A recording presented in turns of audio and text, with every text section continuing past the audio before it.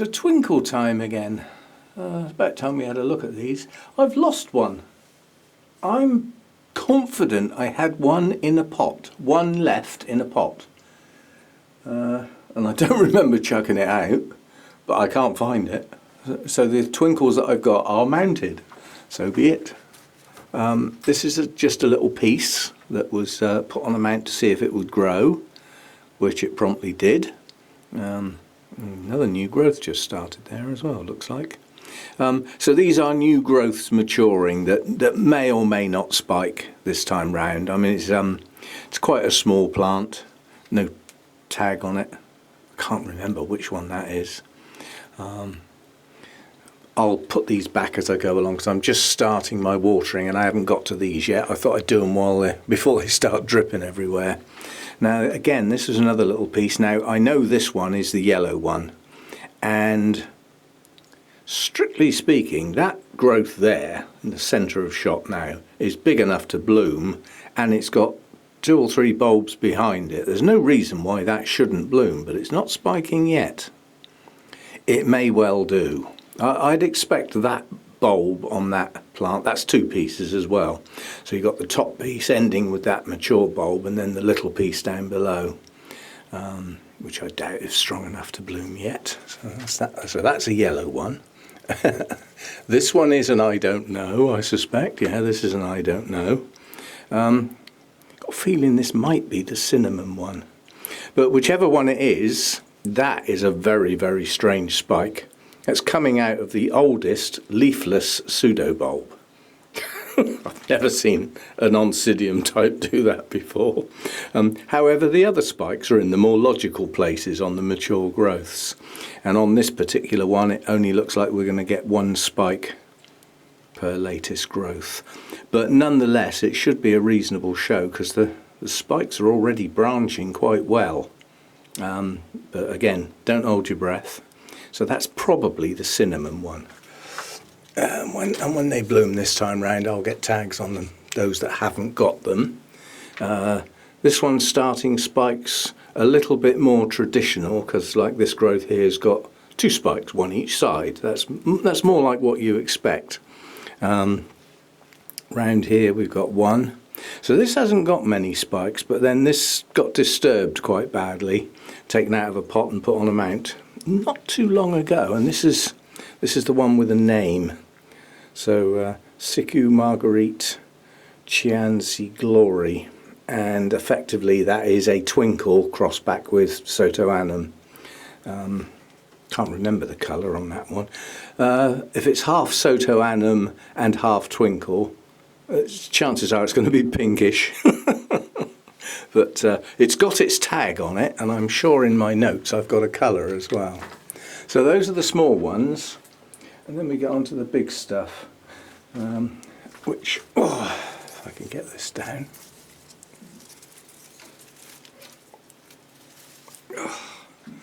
This is my big one. I think this is Red Fantasy, this one, but I'm certainly not going to attempt to count the spikes on this one. Virtually all the new growths have got 1 or 2 spikes coming out. They're just everywhere from down the bottom of the plant. You know, this put on a good show last year. I think it's going to be better this year. I mean, along the top of the plant there, that's a row of new growths. And nearly, in fact, virtually all of those new growths have got 2 spikes coming out. So, grows well, this one. That dead leaf will fall off in a minute when I water it, I expect. Possibly help it now. Yeah, there we go. And then the last one up here is my tiny twinkle, which is a white with a bit of yellow in it, this one. This one should be spiking by now. Yeah, there's a couple just starting now. But not many showing yet. In fact, I can only see 1. Well, oh no, I can see another one. That's 2. You've got to search for them when they're small, because they tuck down inside the leaves.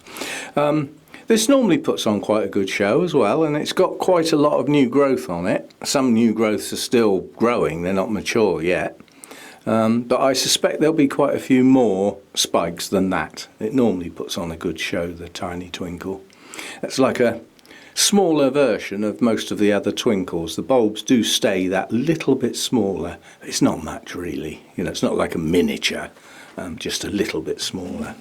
So that's the Twinkles. In the main they will bloom, apart from the very young ones perhaps, or the ones that are just a piece that was broken off a plant that was going downhill, something like that. But you know, you have to bear in mind they can grow big. You know, if left to their own devices and not split up, and no rot sets in anywhere, you can get quite a large plant. And then you really do get a mass blooming. Pretty good show. Highly fragrant, so scents the whole room out here once they get going. So, it's twinkle time as far as the anticipation is concerned, but I suspect it's still going to be some time before the Twinkles actually bloom. First one to open is going to be this one, I would say, because the branches are reasonably well established. And then next will probably be this one. And the others will follow on. They won't all be out at once. There'll be a nice little sequence of twinkle blooms. And, you know, they'll be the only Oncidiums in bloom at that time, I suspect, or Oncidium types of any sort, unless any of the Tolumnias decide to spike. There's certainly some mature fans in amongst these Tolumnias, so a spike could come out there any time. But anyway, that's just a quick look at the Twinkles. Now I need to get some kit back on and give this room a chance to sort itself out, rather than carrying on with the watering, because the temperature's climbing now and the humidity's dropping. So I'll just turn the kit back on, get it back to a little bit cooler, get the humidity back up, and then I can turn it off and start watering again. So anyway, see you next time. Thanks for dropping by. Oh, I suppose I ought to add a bit of care in for Twinkles. Right, here we go. Reasonable light, not too bright. If the leaves start looking a bit pale, you're overdoing it. Temperature range, normal, intermediate. They're not fussy. They're really not fussy. I would suggest they will take a fair bit of heat, but they'll probably do better without it. So down the lower end of intermediate, they'll be comfortable. They can take quite low nighttime temperatures, as long as they're not soggy. And that's that. As far as feeding is concerned, now let me think. I need an expression, especially for the Twinkles. Oh, I know! Feed and water well when in active growth. Try that one. Hopefully that's going to sink in eventually. When should I feed my orchid? When it's growing. What about when it's not? Well, don't then. It takes a while for that simple thing to just sink in, because people worry, I believe, a little bit too much about the feeding and stuff. You can see whether your plant's growing or not, and if it is, it needs some food. And you either feed low and often, or feed a bit higher and not quite so often. But feeding high often can result in problems. So there we go, a quick care guide for Twinkles. Out of the Oncidium types, they really are at the easy end. They're the least prone to rot. I don't think I've ever seen one get that orange rot that some of the other stuff gets. Like Miltoniopsis, they're a bit prone to that, and some of the others. But Twinkles just seem to do okay. As long as they don't get dry, totally dry, when they're growing for any length of time, because they will shrivel. And sometimes, because they've got fine root systems, you lose your roots. So when they're nicely growing, make sure they stay at least moist, and you can absolutely soak them when they're growing. They'll drink, and they'll grow, and they'll swell up, and they'll stay like it. You let them dry for any length of time, and they might start to shrivel back again. Yeah, so keep them going, keep them plump, and they should do well. They'll drop leaves. Eventually the bulbs become leafless, but not in the same year as the growth actually grows. It does need to age a bit before. I mean, if you look on this big one, there's a whole area there of leafless bulbs. That's the oldest part of the plant, just there.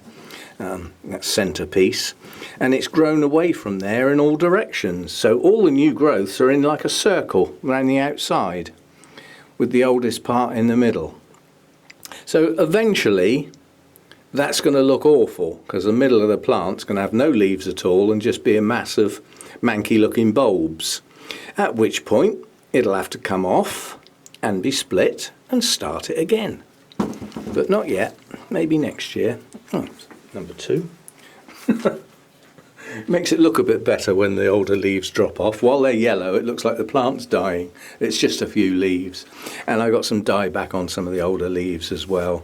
And trim that off at some point. So there we go. But out of the Oncidium types, the Twinkles are pretty easy going. They're not bad. You overcook the light, they'll, they can burn, and they can get too cold, so standard intermediate basically, and they'll do well. And they just bloom. They're very easy to bloom. They do it. It's the Soto-anum in them that is so vigorous. I mean, that when my Soto-anum was growing really well and in full flood, one pseudo bulb had 6 spikes on it. You wouldn't think there was enough places for 6 spikes to come out on an Oncidium type pseudo bulb. But that's the vigour that gets into the Twinkles. The other parent, which I forget, is the size reduction. That's what gives it its smaller size. And both parents are fragrant, so that's where they get their fragrance from. They're, whoever thought up crossing those two and producing the range of colours, it was a good idea. For people who haven't got much room, the Twinkles are brilliant. They don't take up a lot of space. Anyway, I've got watering to do, so see you next time.